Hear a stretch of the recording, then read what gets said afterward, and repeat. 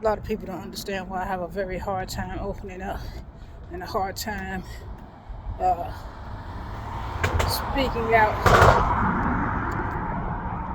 And it's because, honestly, every single time, or just even getting attention, like no bullshit, getting attention, like to a certain level, makes me feel so uncomfortable. My stomach turns.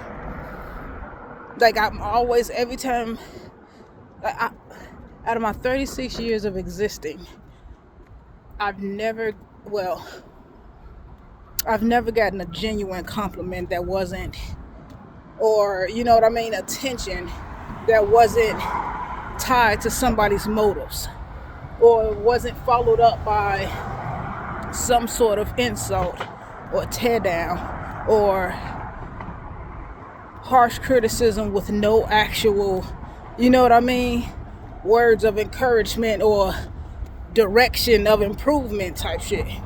It was always just, oh, when I get attention, it's, oh, look at this ugly motherfucker, this man looking motherfucker, this man built motherfucker, this, you know what I mean? Like I literally had the same, I'm not gonna say bully because he never actually put his hands on me physically, but the same tormentor from the second grade on up to graduating high school. And it's nuts because I used to have the biggest crush on him. The biggest crush on him. Until he showed me that he couldn't stand me. And made sure he let everybody know he could not stand me. And that I disgusted him. And went out of his way. Literally went out of his motherfucking way to make sure that he pointed out how much he disliked me or pointed something out about me that made me, you know what I mean, feel like shit. Like,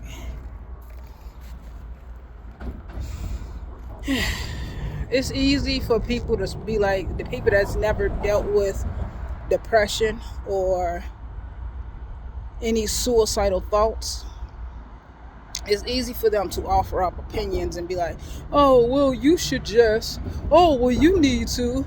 But if you've never actually battled with these battles with these demons, you wouldn't understand. Because depression is not just a mindset, it's a disease. Like that shit eats away at you. And sometimes no matter how much you grow, no matter how good you're doing in life, it's always that little echo of a voice in the back of your head that's like, you're not good enough. What if you know what I mean? What if they don't like you? What if they're just faking it? And it's always going to be tied to those past experiences. So,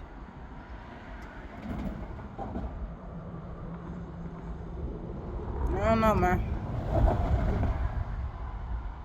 I stayed up, I don't know how long last night. I could not sleep because I just was going over certain events, like literally from childhood, from 7, all the things that helped me create these multiple personalities inside my head and helped me escape the reality of this dark ass world. And at the end of going through that series of events, from me trying to fight the feeling of my attraction to females because my mom spoke on her disdain for homosexuals, and trying to fill the void in me by loving others, hoping that they would reciprocate, and so on and so on and so on. I ended up at a place where I was literally sitting in a dark room and like an octagon of of motherfucking mirrors. And it was all different versions of me. And each version was one of my personalities that was developed through the trauma that I endured. And I found myself screaming at these mirrors, asking them, why the fuck did you not protect me? Why didn't you step up and take charge when I needed you the most? And I got angry, and in that vision, I was smashing those motherfucking mirrors. I started smashing those mirrors out of anger.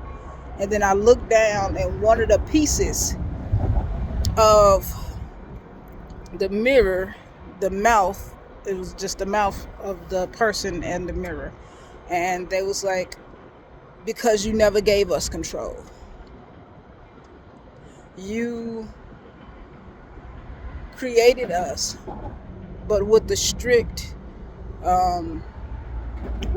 rule that you were in charge, and we were not able to take over unless you asked or unless you summoned us.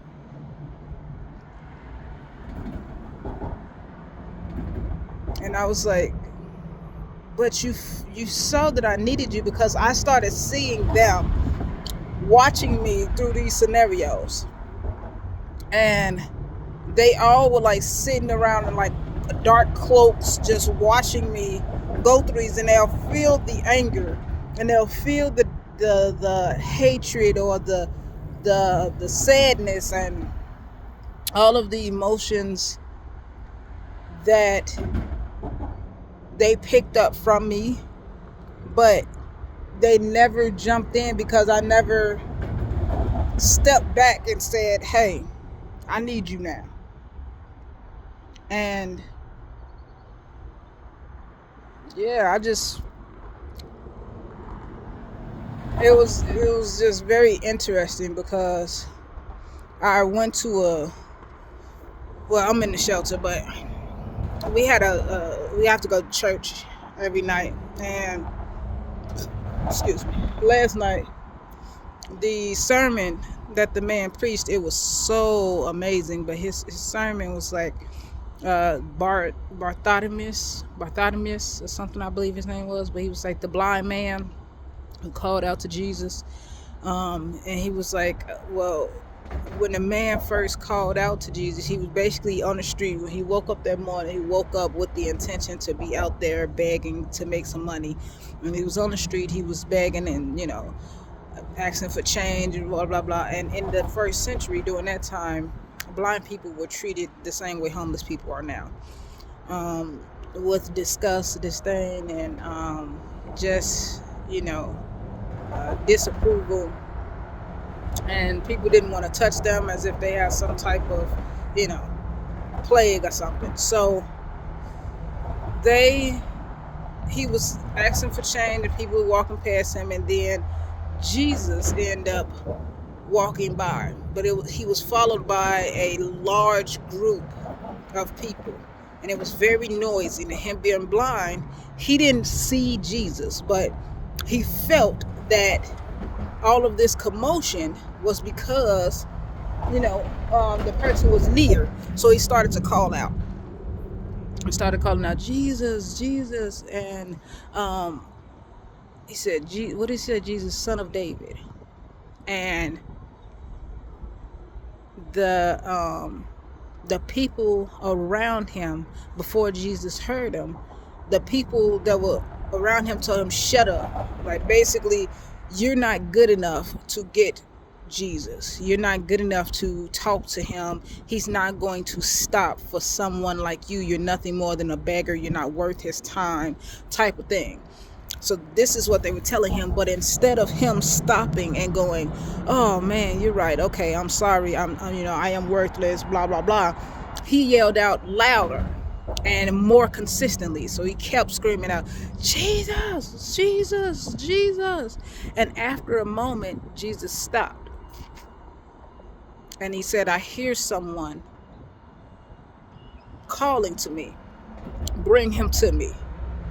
And he said the same people that were just telling him to shut up, then went back and was like, tried to help him up, like, come on, okay, come this way. And it was funny how he broke it down, because he was like, well, people will do that. The same people that will make fun of you and try to discourage you for trying and for doing your best and doing something that they don't think you should be doing, those are going to end up being the same people that come to you and, turn around and end up either asking for help or in some way coming back to you.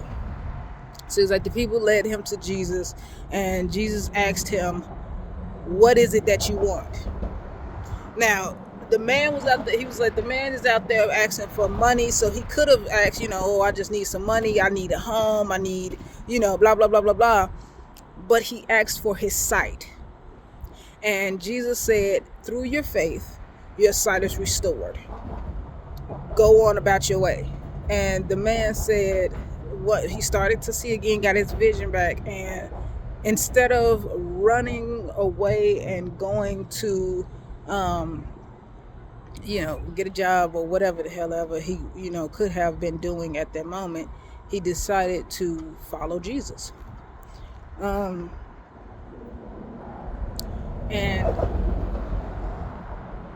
I don't know why, but that was what popped in my head. But I was sitting there thinking of this sermon, and then he got to another part where he was like, basically, what was the story? Oh, the man with the dog, with the howling dog, with the yapping dog. So the dog was steady crying out of pain. And every time the neighbor was like, oh my goodness, this is driving me crazy. So somebody had walked by one day, and the dog was just, and he asked the man, why is he yelping? What's wrong with him? He said, oh, he's sitting on a nail. And the man said, well, if he's sitting on a nail, why don't he just move? And the man said, because he likes sitting there. And I was like, oh shit, like that was a very simple but deep message, because that's how we do. Like, oftentimes we get so used to our situation and our comfortability of certain situations that we would rather to complain about it than to actually get up and do something about it, because we're so comfortable in this spot. Oh well, this is just what I like to do. This is just who I am. But you'll sit and complain about the people around you and the environment around you and the things that people are doing in a way that they're making you feel, or whatever. But you have the power to change it.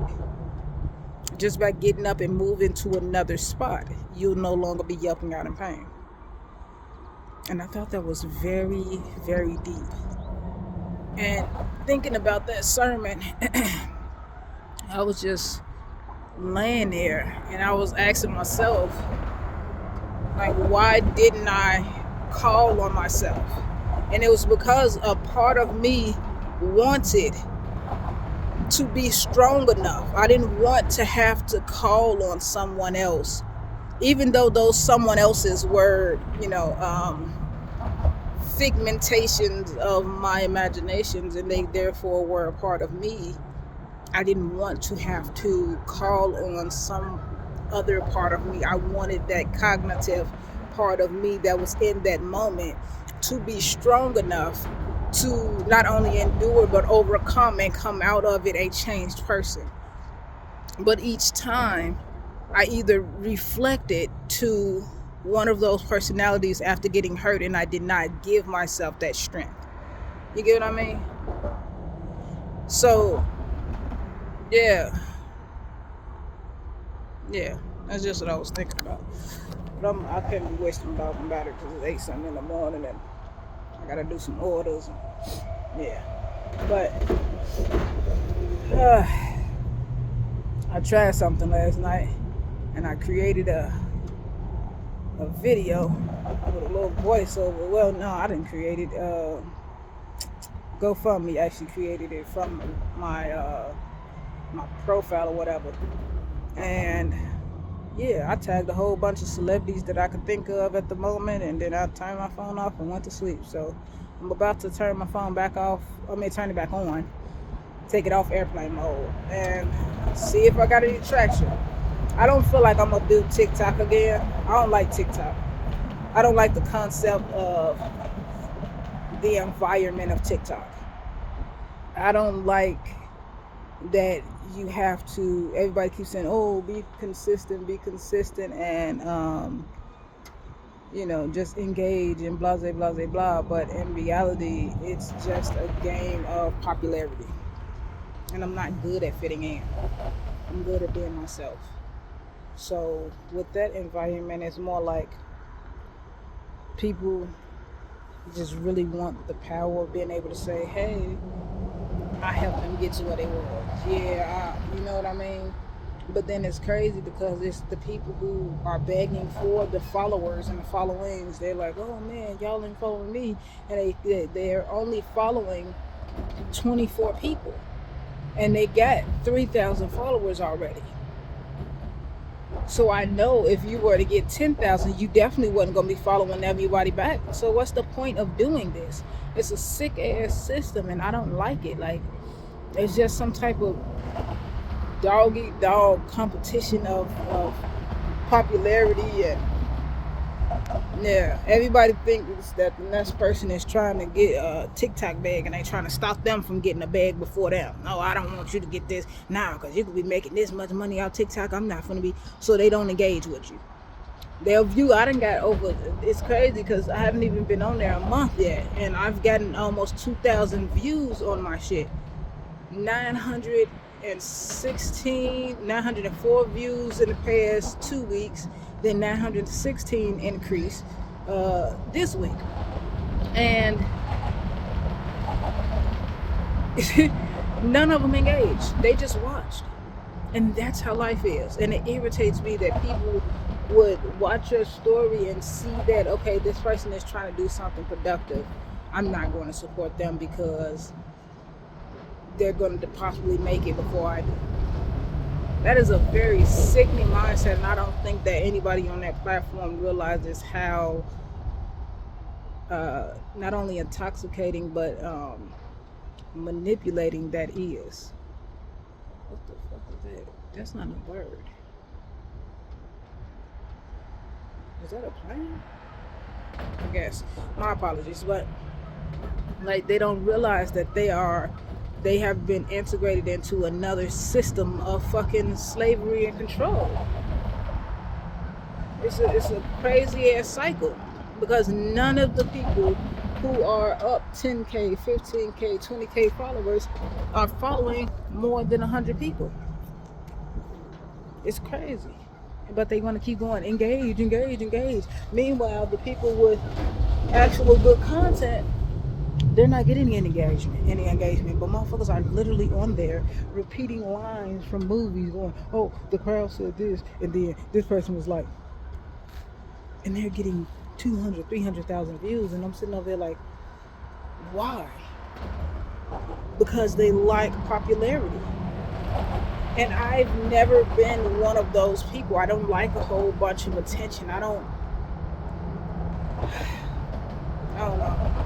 But I'm not going to be back on TikTok no more. So, fuck that shit. I'm not selling my sense of humanity and compassion and interaction with people just for some money or popularity or a bigger following. Like, I just asked this group, he was like, oh, we got 300 followers now, let's push it to 350. And I'm like, everybody's liking it, and I'm like, well, what are you doing with these followings? What are you doing? Like, is this a group that it's supposed to be a entrepreneur group where everybody advertises their business? I'm like, well, are you helping people with these businesses? Are these actual businesses that you have assisted with getting more business, more customers, I mean? Like, what are you doing with this? Is this just literally another race to get people to like you? Oh, follow me, follow me, follow me. And that motherfucker erased my comment or didn't accept my comment. And then went on to uh make another post about basically if you don't want to, support, then don't be on there. And I'm like, well, what are we supporting? What are we supporting? Like, you just getting on here saying follow me, but follow you where? What the fuck are y'all doing? Like, I don't get it. And with me, shit has to make sense. I'm not investing my time, effort, and energy into just following somebody and anybody just because, oh, everybody else is doing it. I've never been one of those people. And I'm not finna start now, not in real life and not on no fucking social media platform for nobody. So I know that I'm going to make it and I'm going to get what the fuck it is that I desire. Every single thing that I desire, I am going to acquire because I deserve it, because I'm moving with discernment.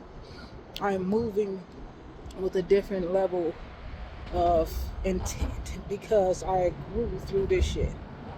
So, yeah, fuck all these social media platforms, though. Especially TikTok. That motherfucker suck my dick.